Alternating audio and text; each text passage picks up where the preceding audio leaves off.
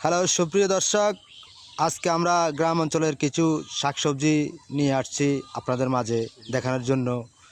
এই যে দেখেন, এটা হচ্ছে কচুর শাক, কচু, গ্রামের কচু।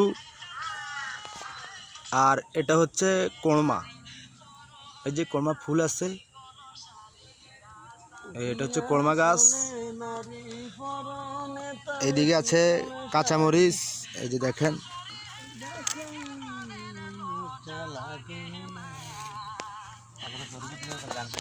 আর এইদিকে আছে কদু গাছ, দেখেন।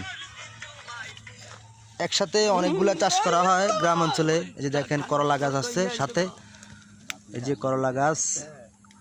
গ্রাম অঞ্চলের দৃশ্যগুলো অনেক ভালো লাগে চারদিকে। এই যে দেখেন, এই যে অনেক গাছ, লতা পাতা, অনেক ভালো লাগবে দেখেন।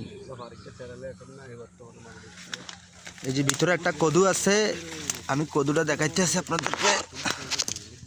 বড় একটা কদু, এই যে দেখছেন, এই বড় একটা কদু।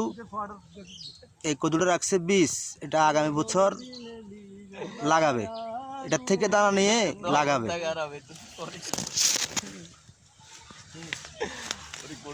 গ্রামের দৃশ্যগুলা অনেক ভালো লাগার মতো। আপনারা যারা শহরে থাকেন, বিদেশে থাকেন, এই দৃশ্যগুলো দেখেন না। এই যে দেখেন, এই যে ধান দেয় ভাইয়েরা, দেখেন এই যে ধান, অনেক ধান হয়েছে ইনশাল্লাহ।